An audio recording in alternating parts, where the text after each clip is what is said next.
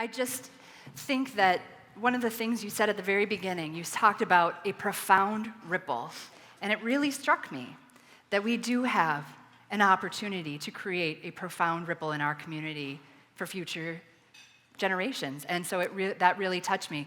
I know that Laura mentioned a couple of times our video from this year's campaign, and I want you to know if you haven't had a chance to watch that, you can find that on YouTube, and we've got that out there for you. So take a look at that, because the other thing you don't know is I think we're going to hire Laura full-time because she's got the message down. And so welcome to the team, Laura. We're glad to have you. When I think about Laura's story and the incredible bond that she shared with Maurice, I think about the time and what she invested in him to make sure that he knew that he felt loved and valued. And how does that relate to me? As a wife, a mom, a daughter, a friend, a partner at Ida Bailey, I understand that all of our time is at a premium. I get it. Not every action will lead to the same reaction that Laura and Maurice shared, which is awesome. I think, if we knew that that was the case, we would all do it. But that's not the case. We never know, though, when that one gift, that one act of kindness, or that one investment in the United Way will help that one person at a crucial point in their life. We never know when the mentor tells the child that they're worth it, to keep going, that they can do it. Is that the push that that child needs to be a successful citizen in our community? We all have to consider that our actions as a community and as a network of individuals matter. We may not all have the opportunity to make a bond or form a friendship like Laura and Maurice do, but let's understand who the Maurices are in our own community. We have Maurices right here in our community. You're right, Amber. Laura's story happened in New York, which is thousands of miles from here. But what about our neighborhoods? What about our cities? What about our kids in our communities? To give us some perspective on that, I want to give us two quick numbers to think about. At the only homeless shelter in our community that houses families, it's over in Moorhead. Many of us know or have volunteered there. 1 out of 3 of the people that came through their doors last year were children. In 2015, they sheltered just under 1,000 people, so that means that 218 kids that are over in Moorhead Public Schools oftentimes are children that have stayed at the shelter. And just a few miles from there in South Fargo, where we have our emergency shelter for women and children, 1 out of 2 people that come through their doors are children. That's 727 children that stayed at the shelter last year and needed a community like ours to help and support them. In total, when you add those up, those two numbers, 945 children last year were in our community, and they spent a night at the homeless shelter. And that is not okay. Our homeless shelters, our schools, our teachers, they care so much, and they are doing phenomenal work, but we need the entire community to come alongside in order to make a difference. If you're sitting out in the audience thinking, I don't know if I have the time, the energy, the flexibility in my job or in my life to help at the level that Laura helped, I'm with you. I hear you. And that is why it's so important that we come together and invest in the United Way, who is being strategic about impacting kids at their point of need and supporting the adults, the caregivers, the teachers that are right alongside them. To the parents out there, I know that we all try to get involved in our kids' schools and our kids' classrooms, but one thing I realized, it's bigger than just my kids. It has to be.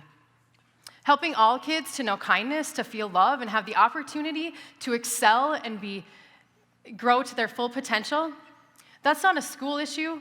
That's not a teacher's issue or a parent's issue. It's certainly not a homeless shelter issue. That's our community responsibility. That's our issue. Investing together through the United Way can help on a scale that's large enough to make a measurable impact on the big issues of our community: the issues of poverty, homelessness, hunger, and abuse. Amber, our work at the United Way impacts individual children like Maurice in our community, but also we have a bold community goal that Laura mentioned earlier to reduce hunger and to prepare children to succeed in school as an entire community. As women, we have the opportunity to pool our resources, and we can accomplish more together than we could on our own. As the chair of this year's luncheon, I want you to think about the 4 women that started this 15 years ago.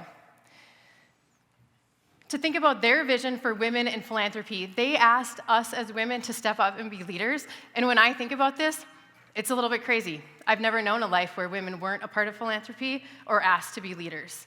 That's no doubt because of those that came before me. They had a vision that coming together as a community could solve problems that we individually would never tackle alone. You all have donation forms in front of you on your table, and I would love for you to fill those out and put them in the blue bags in the middle. But before you do that, I want you to understand what investing today means. Now, first, from my friend and my councilmate, Melissa McCulley, she has graciously donated some sunglasses that I think we're going to show. Those are pretty sweet shades, Yeah, if I do say myself. All those that invest today will be in a drawing for these sunglasses. Dr. McCulley, we appreciate your generosity, but it's not about us. It's about the kids. So what does your investment today do for a kid like Jessica?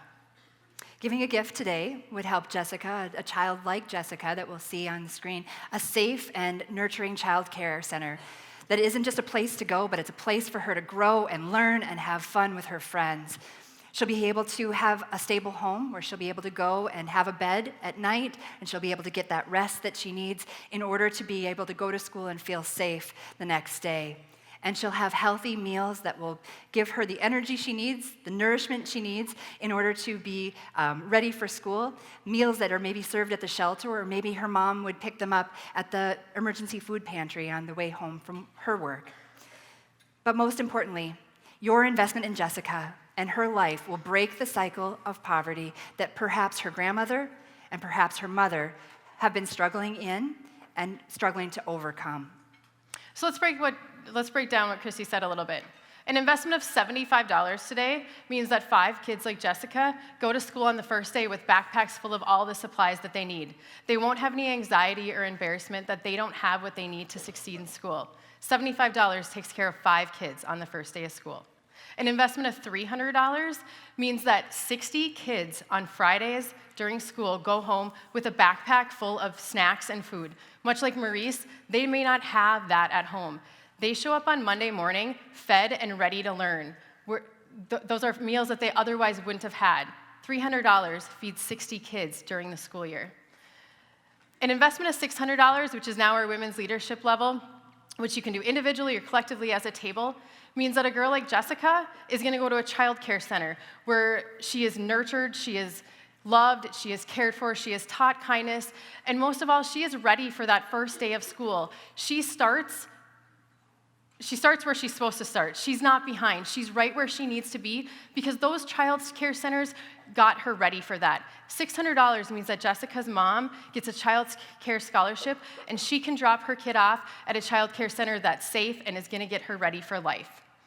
To say that my kids are my first priority, it's cliche, I know it is, but it's also true.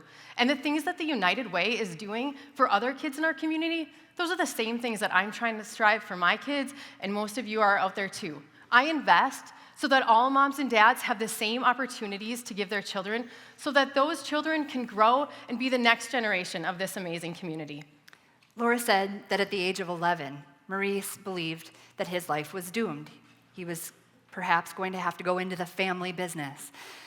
But in fact, because of one small act of kindness, one small ripple, his time that he spent with Laura encouraged him and gave him an opportunity to envision a life that he didn't necessarily know he could have.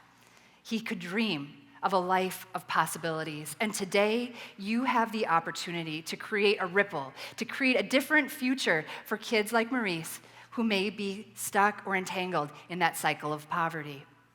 Today, like Laura said, I always want to know what happens after the story. He's 42 years old. I love it that he has 7 kids. He's not in jail. He's not on drugs. He's a great dad. He's a great father and a husband who works at a really great job. And he is the first man in his family to earn a paycheck and a college credit. It's amazing, Laura. It's about the ripple. Who in our community is the next Maurice? Who will have a different path today because of what you give and what you do? Today, we've looked back on the last 15 years, and I tell you what, I am excited for the next 15 years because what will it look like for kids like Jessica? By making an investment today, You're creating that invisible thread, that profound ripple of support and connection for kids in our community like Jessica, and those dollars stay right here in our community. Arthur Ashe once said, "Start where you are, use what you have, do what you can." That is what Mavis, Karen, Tammy, and June did 15 years ago, and that's what I'm asking this community in this room to do. Let's all get behind the kids like Maurice in our community and give them a chance at a future they can be proud of. We all have something to give. I thank you for sharing your time with us today, for investing in our community, and most importantly, our crucial asset, our kids.